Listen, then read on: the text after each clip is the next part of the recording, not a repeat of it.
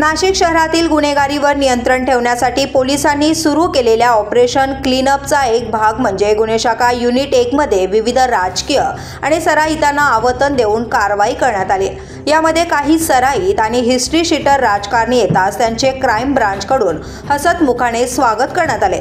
त्यानंतर काही वेळात त्यांना कार्यालयाबाहेर पाठवून चप्पल बूट काढण्याचे फरमान दिले जातात। त्यानंतर अनवाणी आत येताच त्यांचा कोंबडा बनवून दिवाळीपूर्वीच फटाक्यांसह कडक चहाची मेजवानी दिली जाते। आतापर्यंत 12 जणांनी या मेजवानीसह महाप्रसादाचा लाभ घेतलाय। नाशिक जिल्हा कायद्याचा बालेकिल्ला या संकल्पनेचा परिणाम शहरात दिसू लागलाय। शहरात गोळीबाराच्या गुन्ह्यांमध्ये माजी नगरसेवक जगदीश पाटील, भाजप नेते सुनील बागुल यांच्या समर्थकांसह सराईत गुंड आणि माजी नगरसेवक प्रकाश लोंढे व त्याच्या पुत्रांवर गुन्हे नोंदवून अटक करण्यात आली आहे। तर माजी नगरसेवक उद्धव निमसे सध्या कारागृहात आहेत। शनिवारी भाजप नेते आणि माजी नगरसेवक मुकेश शहाणे व त्यांच्या कार्यकर्त्यांना खासगी बाउन्सरसह पोलिसांनी कडक चहा दिल्याने चांगलीच खळबळ उडाली। शहाणे यांच्यावर मामा राजवाडेंप्रमाणे कारवाई होईल अशी भीती होती।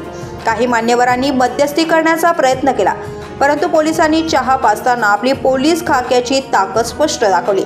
सुनील बागुल, मुकेश शहाणे, अंकुश पवार, मुकेश शेवाळे, प्रशांत जाधव, देवेंद्र पाटील यांना महाप्रसाद दिला गेला असून पाहुणचारासाठी 88 अतिथींची यादी आयुक्तालयाने तयार केली आहे। दररोज या यादीतील एक व्यक्ती आवतनासाठी पोलिसांकडे येईल।